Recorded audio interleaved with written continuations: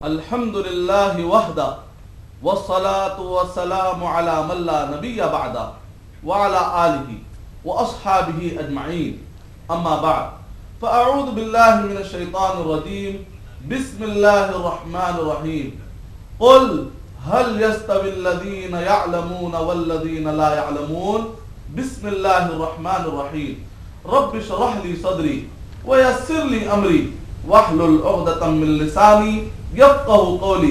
میں جناب مظہر قادری صاحب کا اور میرے سارے ناظرین کا اسلامی طریقے سے استقبال کرتا ہوں۔ السلام علیکم ورحمۃ اللہ وبرکاتہ۔ وعلیکم السلام۔ زمانے میں کسی چیز کی اہمیت سمجھنا ہو تو ایک اصول ہے کہ اسٹینڈرڈ آف ٹائم جو ہوتا ہے اس کے حساب سے اہمیت سمجھی جاتی ہے۔ مثال کے طور پر ایک زمانے میں فلسفی کا کافی رواج تھا، اس وقت پر فلسفی ایک بہت بڑی چیز تھی، لیکن آج کے زمانے میں فلسفی پر اگر کوئی آدمی زیادہ بولے گا ہو سکتا ہے کہ پبلک کی توجہ اس طرف زیادہ نہ جائے، لیکن آج کے زمانے میں سائنس اور ٹیکنالوجی کی اگر کوئی بات کرے گا تو پبلک تیزی سے اس کی طرف راغب ہو جاتی ہے۔ بالکل اسی طریقے سے مذہب کے اندر کئی تعلیمات ہوتی ہیں، لیکن وہ تعلیم جو اسٹینڈرڈ آف ٹائم یا وقت کی نزاکت یا وقت کے مسئلوں کو حل کرے، جس زمانے میں ہم رہتے ہیں اس زمانے کے اگر مسئلے کو حل کرے تو لوگ مذہب کی باتیں سننے کے لیے بھی تیار ہو جاتے ہیں۔ تو آج عالمی لیول پر، انٹرنیشنل لیول پر اور عالمی پیمانے پر آج جو سب سے بڑا مسئلہ ہے وہ ہے دہشت گردی کا مسئلہ۔ تو ایسے وقت پر لوگ جاننا چاہیں گے کہ مذہب کی تعلیم میں آخر وہ کون سے فائدے ہیں کہ جس کی بنیاد پر اس مسئلے کو ہم حل کر سکتے ہیں۔ الحمدللہ ایک بحیثیت مسلمان میں اس بات پر فخر کرتا ہوں کہ قرآن مجید کے اندر نبی اکرم صلی اللہ علیہ وسلم کی تعلیمات کے اندر یعنی اسلام کے اندر بخوبی طور پر امن قائم کرنے کا سارا مادہ موجود ہے۔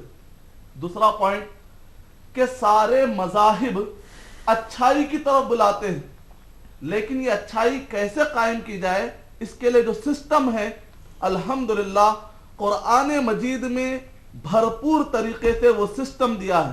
تو انشاءاللہ وہ تعلیم کیا ہے، وہ تعلیمات کیا ہیں اور تعلیم کی اہمیت کیا ہے، انشاءاللہ ان سارے مسائل پر آج ہم آپ کے سامنے گفتگو پیش کریں گے۔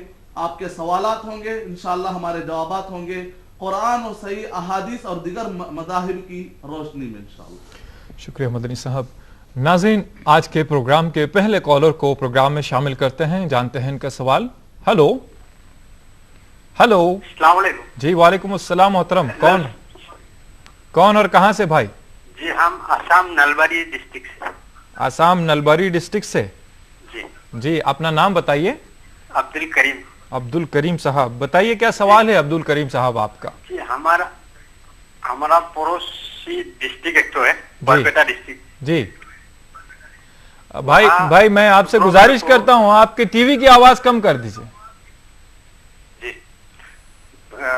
جی بورپیٹا ڈسٹرکٹ میں شکروار کو 150 لیڈیز عورت جی جمعہ کا نماز مطلب مرد کی ساتھ پڑھا ہے۔ اچھا جی، یہ کیا ہوگا؟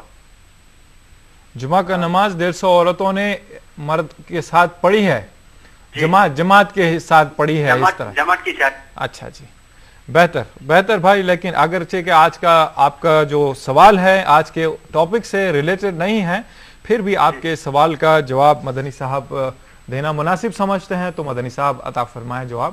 وعلیکم السلام ورحمۃ اللہ وبرکاتہ۔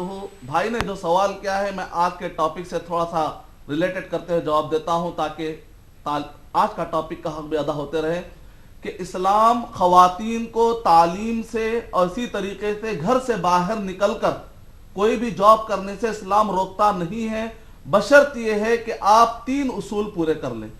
پہلا اصول یہ ہے کہ جو بھی تعلیم آپ حاصل کر رہے ہیں یا جو بھی جاب آپ کر رہے ہیں وہ حرام یا نہیں ہونا چاہیے، شریعت سے ٹکراتا ہوا نہیں ہونا چاہیے۔ دوسرا یہ ہے کہ خواتین جب گھر کے باہر نکلیں تو مکمل حجاب میں نکلیں اور اپنے محرموں کے علم میں لا کر نکلے. اور تیسرا اصول یہ ہے کہ خواتین جہاں کہیں پر بھی جائیں تو وہاں پر اپوزٹ سیکس منگل اپ کے مسائل نہ ہو, اختلاط کے مسائل نہ ہو.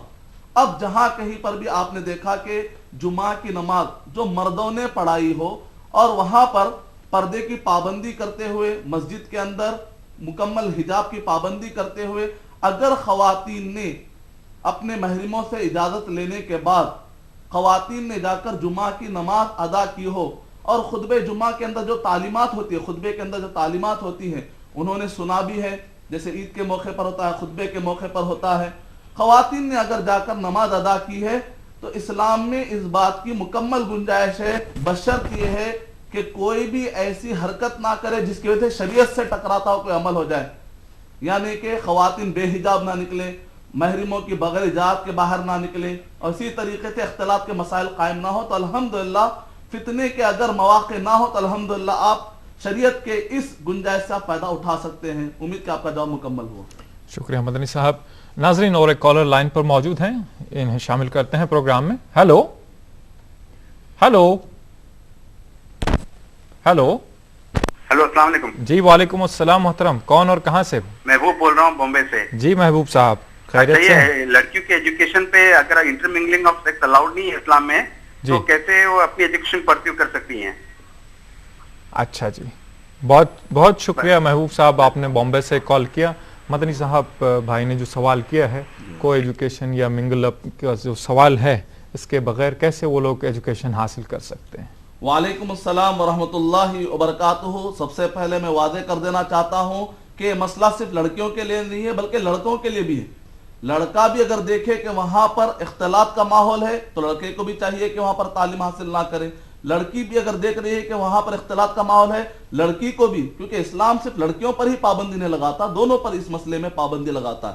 اب مسئلہ یہ ہے کہ اب ہندوستان جیسے ماحول میں یا پلورلسٹک سوسائٹی جیسے ماحول میں جہاں پر ہم مبتلا ہو جاتے ہیں, ہم مجبور ہو جاتے ہیں کہ ایسے کالج میں جائیں, کیونکہ ہمارے ہاتھ میں یا بس میں نہیں ہوتا ہے یا آپشن نہیں ہوتا ہے یا قریب میں ایسی کالج نہیں ہوتی ہے کہ جہاں پر الگ الگ اعتبار سے کہ فیمیلز کے لیے الگ, میلز کے لیے الگ الگ نہ ہو.